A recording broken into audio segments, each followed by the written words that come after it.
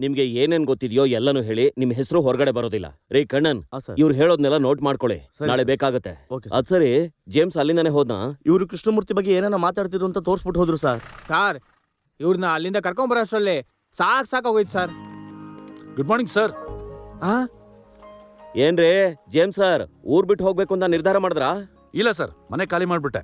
ಇನ್ನೇನ್ ಸರ್, ಯಾವಾಗ ನೋಡಿದ್ರು ಪೊಲೀಸರು ಮನೆಗೆ ಬರ್ತಾ ಇದ್ರೆ ಹೌಸ್ ಓನರ್ ಸುಮ್ನಿದ್ ಬಿಡ್ತಾರಾ? ಹೋಗೋ ಹೊರಗಡೆ ಅಂತ ತಳ್ಬಿಟ್ಟ. ಸರಿ, ಇನ್ನೊಂದ್ ಮನೆಗೆ ಹೋಗೋಣ ಅನ್ಕೊಂಡೆ. ಅಲ್ಲಿಗೆ ನೀವು ಬರ್ದೇ ಇರ್ತೀರಾ, ಆಮೇಲೆ ಅವರು ನನ್ನ ಆಚೆ ಹಾಕ್ತಾರೆ. ಅದಕ್ಕಾಗಿ ಸರ್, ಕೇಸ್ ಮುಗಿಯೋವರ್ಗುನು ಸ್ಟೇಷನ್ ಅಲ್ಲೇ ಇದ್ಬಿಡೋಣ ಅಂತ ಅನ್ಕೊಂಡಿದೀನಿ. ಅಣ್ಣ, ಕಾನ್ಸ್ಟೇಬಲ್ ಅಣ್ಣ, ಗಾಡಿಲಿ ಒಂದ್ ಸ್ವಲ್ಪ ಲಗೇಜ್ ಇದೆ, ಹೋಗ್ಬಿಟ್ಟು ತಂದ್ಬಿಡು. ನಿನ್ನೆ ಹಾರ್ಬರ್ ಅಲ್ಲಿ ಕಾಫಿ ಪಫ್ಸ್ ಎಲ್ಲ ಚೆನ್ನಾಗ್ ತಿಂದೆ, ಮತ್ತೇನಿಕ್ಕಿ ಲುಕ್ಕು. ಹೋಗೋ. ಯೋ, ಇವನ್ ಮಾತಾಡಕ್ ಶುರು ಮಾಡಿದ್ರೆ ಕಷ್ಟ. ಕಾಫಿ ಪಪ್ಸ್ ಎಲ್ಲ ಬೇಡ ಅಂತ ಹೇಳ್ದೆ. ಯಾರು ನೀನಾ? ನೋಡಿ, ಅಲ್ಲಿ ಹೋಗಿ ಕೂತ್ಕೊಳ್ಳಿ, ಕೂಗ್ತೀನಿ. Okay sir. ಮತ್ತೇನ್ ಸರ್, ಪೊಲೀಸ್ ಸ್ಟೇಷನ್ ಬಾತ್ರೂಮ್ಗೆ ಚೆನ್ನಾಗಿ ಫಿನೈಲ್ ಎಲ್ಲ ಹಾಕ್ಸಿ ತೊಳ್ಸಿದಿರ ತಾನೆ? ಕೆಟ್ಟ ವಾಸನೆ ಬರಬಾರ್ದು. ಕುಡಿಯೋದಕ್ಕೆ ಬೋರ್ವೆಲ್ ನೀರಾ ಅಥವಾ ಕಾರ್ಪೊರೇಷನ್ ನೀರಾ ಸರ್? ಸೊಳ್ಳೆ ಗಿಳ್ಳೆ ಇಲ್ಲ ತಾನೆ? ಸರಿ, ಹೇಗಿದ್ರು ಅಡ್ಜಸ್ಟ್ ಮಾಡ್ಕೋಬೇಕು, ಯಾಕಂದ್ರೆ ಬಾಡಿಗೆ ಏನು ಕೊಡಲ್ವಲ್ಲ. ಸರ್, ಇನ್ಮೇಲೆ ನಮ್ಮ address James, care of Sundar Pandian, constable, sorry inspector, F5 police station, Chetpet, Chennai. Constable sir, ಆ ಇನ್ಫಾರ್ಮರ್ ಐಶ್ವರ್ಯನ ಬರಕ್ ಹೇಳ್ರಿ. ಏನಕ್ಕೆ ಸರ್? ನಮ್ ಕಮಿಷನರು ವೀರಪ್ಪನ್ ಹುಡ್ಕಕ್ ಹೋಗಿದ್ರಲ್ಲ, ಅವನ ಹೆಂಡತಿ ವೀರಲಕ್ಷ್ಮಿ ಇದ್ದಾಳಲ್ಲ. ಮುತ್ತು ಲಕ್ಷ್ಮಿ ಸರ್. ಯಾವ್ದೋ ಒಂದ್ ಲಕ್ಷ್ಮಿ ಕಣಯ್ಯ. ಅವ್ರನ್ನ ಕೊಯಮತ್ತೂರ್ ಪ್ರಿಯಾ ಮನೇಲಿ ಇಟ್ಟಿದ್ರಲ್ಲ, ಅದೇ ತರ ಒಂದ್ ಪ್ಲಾನ್ ಮಾಡಿದೀನಿ. ಬುದ್ಧಿವಂತರು ಸರ್. ಸರ್, ನನ್ ಪಂಚಾಯತಿನೇ ಮುಗ್ದಿಲ್ಲ, ಅಷ್ಟ್ರಲ್ಲಿ ಇನ್ನೊಂದ್ ಪಂಚಾಯತಿ ಶುರು ಮಾಡ್ಕೊಂಡ್ರ? ಜೇಮ್ಸ್ ಸರ್, ಸಾರ್ ಯಾಕೆ, ನಾವಿಬ್ರು ಫ್ರೆಂಡ್ಸ್ ಆಗಿದೀವಲ್ಲ, ಹೆಸರಿಡ್ದೆ ಕರಿತೀನಿ. ಜೇಮ್ಸ್, ನಿನ್ನಿಂದ ಒಂದ್ ಕೆಲ್ಸ ಆಗ್ಬೇಕು. ಹೇಳು ಸುಂದರ್ ಪಾಂಡ್ಯನ್. ಶುರು ಮಾಡ್ಕೊಂಡಪ್ಪ. ಆ ಹುಡ್ಗಿ ಬರ್ಲಿ, ಎಲ್ಲ ಹೇಳ್ತೀನಿ. ಯೋ, ಹೋಗಿ ಅವಳು ಕರ್ಕೊಂಬರಯ್ಯ.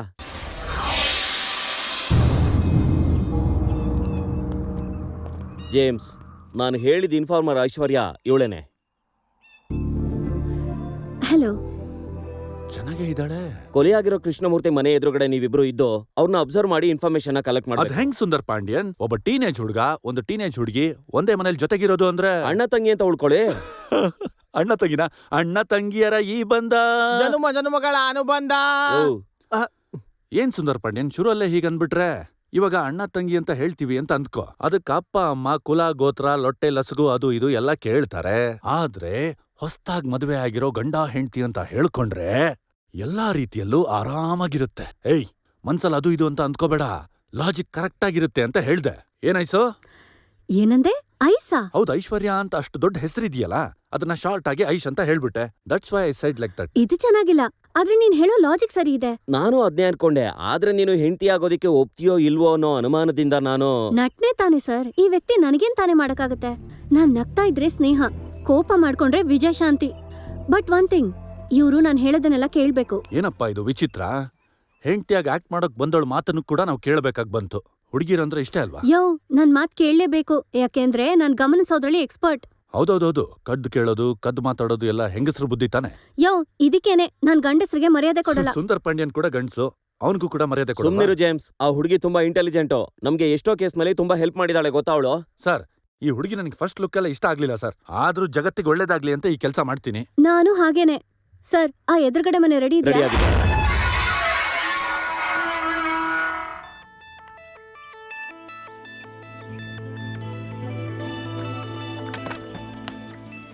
ಏ, ಅಲ್ಲೇನಕ್ಕೆ ಹೋಗ್ತಿದ್ಯಾ? ಹಿಂದ್ಗಡೆ ಹೇಗಿದೆ ಅಂತ ನೋಡಕ್ ಹೋಗ್ತಿದೀನಿ. ನಾವು ಬಂದಿರೋ ಕೆಲ್ಸಕ್ಕೆ ಎಷ್ಟೋ ಸಲ ಹಿಂದ್ಗಡೆಯಿಂದಾನೆ ಮನೆಯೊಳಗ್ ಹೋಗ್ಬೇಕಾಗತ್ತೆ, ಅದಕ್ಕೆ.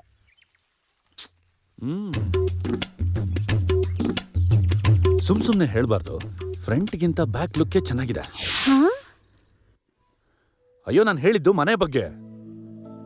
ಏನ್ ಎಲ್ಲದನ್ನು ತಪ್ಪಾಗಿ ಅರ್ಥ ಮಾಡ್ಕೊಳ್ತೀಯಲ್ಲ? ಯಾವ್ದಕ್ಕೂ ಒಂದ್ಸರಿ ಒಳಗ್ ನೋಡಿದ್ರೆ ಚೆನ್ನಾಗಿರುತ್ತೆ ಅನ್ಸುತ್ತೆ. ಅದು ನಮಗೆ ಹೊರಗಿಂದ ಗೊತ್ತಾಗಲ್ಲ, ಒಳಗಿಂದಾನೆ ಚೆನ್ನಾಗ್ ಗೊತ್ತಾಗೋದು. ಈಗ್ಲೂ ನಾನು ಮನೆ ಬಗ್ಗೆನೇ ಹೇಳಿದ್ದು. ಏನೇ ಮಾತಾಡಿದ್ರು ತಪ್ಪಾಗಿ ಅರ್ಥ ಮಾಡ್ಕೊಳ್ತೀಯಲ್ಲ ನೀನು. ಮನೆ ಹೇಗಿದ್ರೆ ನಮ್ಗೇನಯ್ಯ? ನಾವೇನಿಲ್ಲಿ ಸಂಸಾರ ಮಾಡಕ್ ಬಂದಿಲ್ಲ, ಕ್ರಿಮಿನಲ್ನ ಕಂಡು ಹಿಡಿಯಕ್ ಬಂದಿದೀವಿ. ಬಾ. ಭಾರಿ ಒರಟಾಗಿ ಮಾತಾಡ್ತಾಳಪ್ಪ.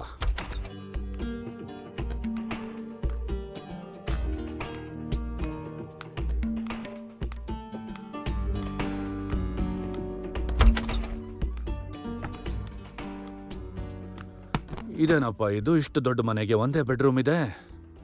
ಬೇರೆ ದಾರಿನೇ ಇಲ್ಲ. ಇಬ್ರು ಇವಾಗ ಒಂದೇ ಬೆಡ್ಡಲ್ಲೇ ಮಲಗ್ಬೇಕು. ಯೋ ಕೊಬ್ಬ.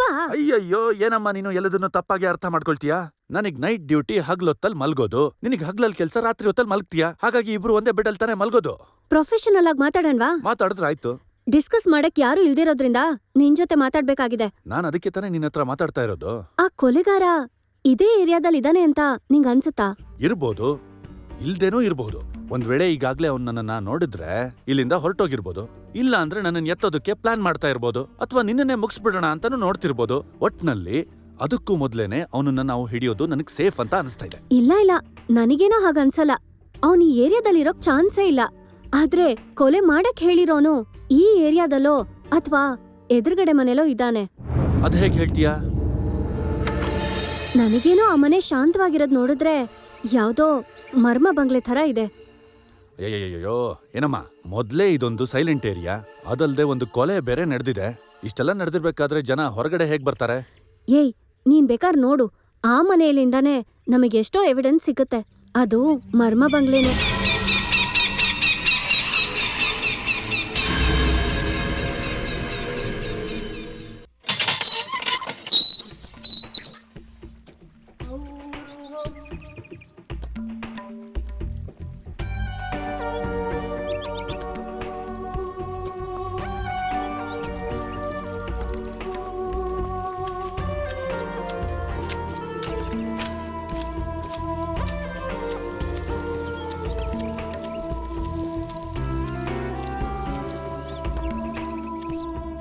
ಸರ್, ಯಾರು ಸರ್ ನೀವು? ಯಾರನ್ನ ನೋಡ್ಬೇಕಾಗಿತ್ತು? ಯಾರದು? ನಾವು ಹೊಸ್ದಾಗ್ ಎದ್ರ ಮನೆಗ್ ಬಾಡ್ಗೆಗ್ ಬಂದಿದೀವಿ. ಇವ್ರ ನಮ್ಮ ಮನೆಯವರು. ನಮಸ್ಕಾರ. ಹೊಸ್ದಾಗ್ ಬಂದಿರೋದ್ರಿಂದ ಹಾಲು ಕೊಸ್ತಿದೀವಿ. ಅದಕ್ ನೀವು ಖಂಡಿತ ಬರ್ಬೇಕು. ಇಲ್ಲಮ್ಮ, ಪೂಜೆಗೆ ಬರೋ ಪರಿಸ್ಥಿತಿನಲ್ಲಿ ನಾನಿಲ್ಲ. ಇನ್ನೊಂದ್ಸಲ ನೋಡೋಣ. ಅಯ್ಯೋ ಪರವಾಗಿಲ್ಲ, ನಿಮ್ ಆಶೀರ್ವಾದ ಇದ್ರೆ ಸಾಕು. ದಯವಿಟ್ಟು ನೀವು ನಮ್ಮ ಮನೆಗೆ ಒಂದ್ಸರಿ ಬರ್ಲೇಬೇಕು. ಬರ್ತೀವಿ, ಬಾ ಹೋಗೋಣ.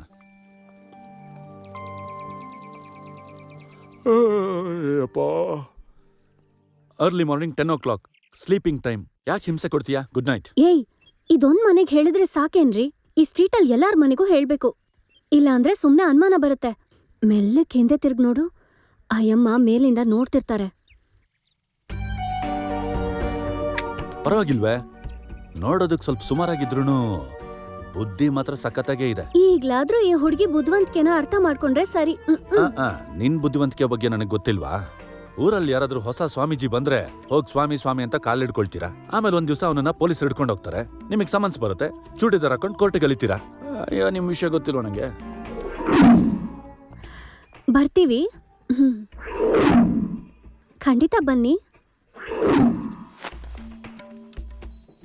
ಈ ಏರಿಯಾಗ್ ಹೊಸ್ದಾಗ್ ಬಂದಿದ್ದೀರಾ? ಹೌದಮ್ಮ. ಆದ್ರೆ ಆ ಮನೆಗ್ ಮಾತ್ರ ಹೋಗ್ಬೇಡಿ.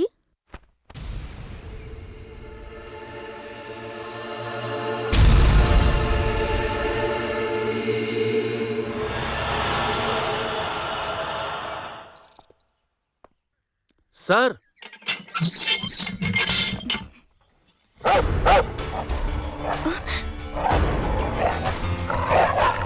ಏನೋ ಹೊಸದಾಗಿ ಏರಿಯಾದಲ್ಲಿ ಇರೋದಕ್ಕೆ ಬಂದಿದೀವಿ. ಇವತ್ತು ಹಾಲು ಉಕ್ಸ್ಬೇಕು ಅಂತಿದೀವಿ. ಅದಕ್ಕೆ ಹೋಗು ಹೋಗು.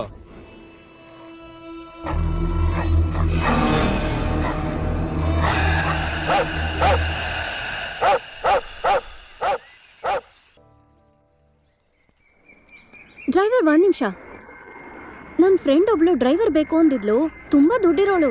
ತಿಂಗಳಿಗೆ 8,000 ರೂಪಾಯಿ ಸಂಬಳ ಕೊಡ್ತಾಳೆ. ನಿಮಗೆ ಯಾರಾದ್ರೂ ಗೊತ್ತಿದ್ರೆ ಕಳಿಸ್ಕೊಡ್ತೀರಾ? ತಗೊಳ್ಳಿ ಅಡ್ರೆಸ್. ತುಂಬಾ ಅರ್ಜೆಂಟು. ಥ್ಯಾಂಕ್ಸ್.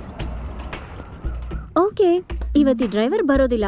8,000 ರೂಪಾಯಿ ಸಂಬಳ ಅಂದ್ರೆ ಬೇರೆಯವ್ರನ್ನ ಕಳಿಸ್ತಾನ?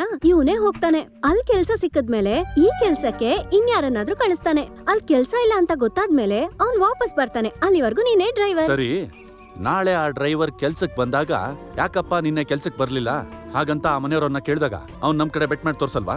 ಬೇರೆ ಕೆಲ್ಸ ಹುಡ್ಕೊಂಡು ಇವ್ರು ಹೇಳಿದ್ರು ಅಂತಾನೆ ಹೋದೆ ಅಂತ ಯಾರ್ ತಾನೇ ಹೇಳ್ತಾರೆ? ಹೇಗೆ ನನ್ ಪ್ಲಾನ್ ಏನೋ ಚೆನ್ನಾಗೇ ಇದೆ, ಆದ್ರೆ ಇದು ಎಲ್ಲಿಗೆ ಹೋಗುತ್ತೋ ಅಂತ ಗೊತ್ತಿಲ್ಲ. ಆ ಮನೆ ಹೆಣ್ಮಕ್ಳನ್ನ ಕಾಲೇಜಿಗೆ ಕರ್ಕೊಂಡು ಹೋಗ್ಬಿಡ್ಬೇಕು. ಬಾ ಹೋಗೋಣ. ಇರ್ರಮ್ಮ, ಮಾಲಿಗ್ ಹೇಳ್ಬಿಟ್ಟು ಆಟೋ ತರದಕ್ಕೆ ಹೇಳ್ತೇನೆ. ಗಾಯತ್ರಿ, ನಿಂತ್ಕೋ. ಬೇಡ ಚಿಕ್ಕಮ್ಮ, ನಾಳೆ ಸ್ವಲ್ಪ ಹೊತ್ತಿಗೆ ಬರ್ತಾರೆ. ಏನ್ ಮೇಡಮ್, ಯಾಕೆ ಎಲ್ಲರೂ ಕಾಲೇಜಿಗೆ ನಡ್ಕೊಂಡು ಹೋಗ್ತಿದ್ದೀರಾ? ಕಾರ್ ಡ್ರೈವರ್ ಬಂದಿಲ್ಲಮ್ಮ ಅದಕ್ಕೆ. ನನ್ ಹಸ್ಬೆಂಡ್ ಚೆನ್ನಾಗಿ ಡ್ರೈವ್ ಮಾಡ್ತಾರೆ, ಬೇಕಿದ್ರೆ ಡ್ರಾಪ್ ಮಾಡಕ್ ಹೇಳ? ಪರವಾಗಿಲ್ಲಮ್ಮ, ನಿಮಗೆ ಯಾಕೆ ಶ್ರಮ? ಏನ್ರಿ ಇದು? ಎದುರುಗಡೆ ಮನೇಲಿದ್ದು ಇಷ್ಟು ಹೆಲ್ಪ್ ಮಾಡ್ಲಿಲ್ಲ ಅಂದ್ರೆ ಹೇಗೆ ಅಲ್ವಾ ಐಶು? ಹೌದು. ಅಯ್ಯೋ,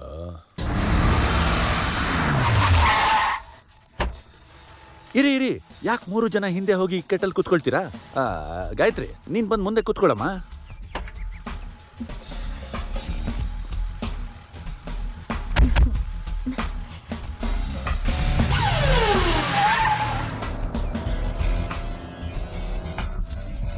ಇದೇನ್ ದೊಡ್ಡ ವಿಷಯನಾ?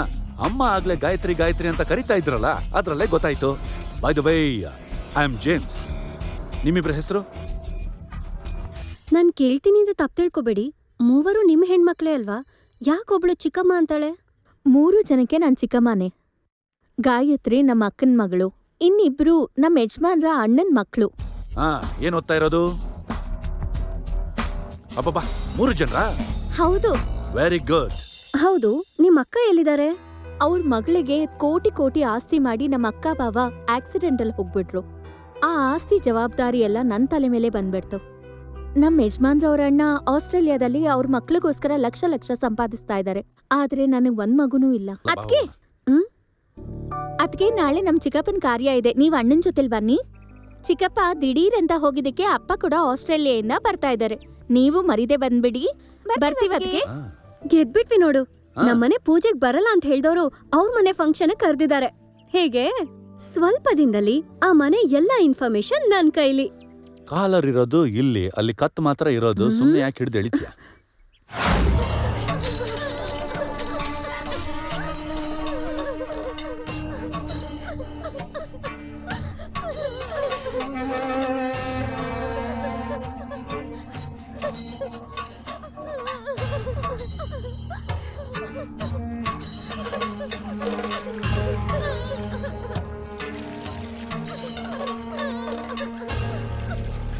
ಏಯ್, ಆ ರಾಮಮೂರ್ತಿ ಆಸ್ಟ್ರೇಲಿಯಾದಿಂದ ಬರ್ಲಿಲ್ವಂತೆ.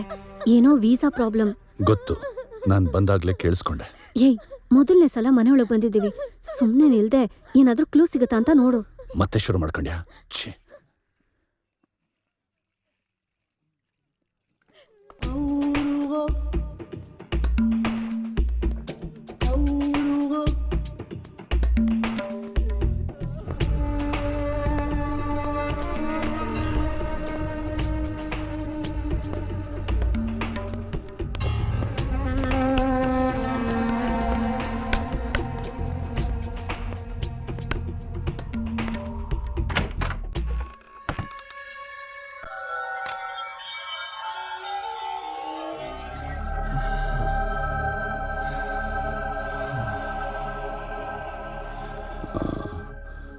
ಅಣ್ಣ ನಮಸ್ಕಾರ. ನನ್ನ ಹೆಸರು ಜೇಮ್ಸ್ ಅಂತ. ನಿಮ್ 2ನೇ ಮಗ ಕೃಷ್ಣಮೂರ್ತಿ ಕೊಲೆ ನೋಡಿರೋಂಥ ಏಕೈಕ ಸಾಕ್ಷಿ ನಾನೇನೆ. ಇಷ್ಟಕ್ಕೆಲ್ಲ ನೀವು ಯಾಕೆ ಈ ರೀತಿ ಮಾಡ್ತಾ ಇದ್ದೀರಾ? ಇವಾಗ ನಾನು ನಿಮಗೆ ಇನ್ನೊಂದು ವಿಷಯ ಹೇಳಬೇಕು ಅಂತಿದ್ದೀನಿ. ಅದನ್ನ ಕೇಳಿ ನೀವು ಇನ್ನೂ ಅದ್ರೋಗ್ತೀರಾ? 1 ನಿಮಿಷ.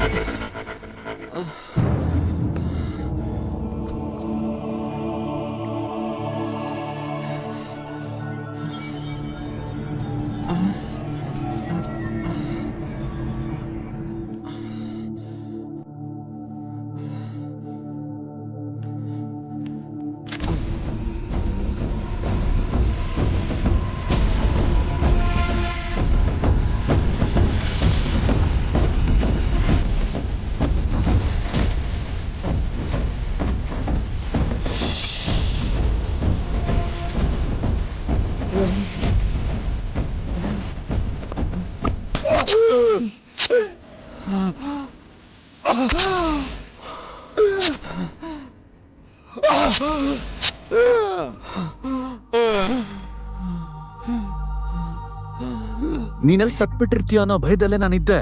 ಯಾಕಂದ್ರೆ ಇವತ್ತು ನಾಳೆ ಸತ್ ಹೋಗೋಂತಾನೆ ನೀನು. ನಿನಗೆ ಯಮ ಅವನಾಗಿರ್ಬಾರ್ದು, ನಾನೇ ಆಗ್ಬೇಕು. ಅದು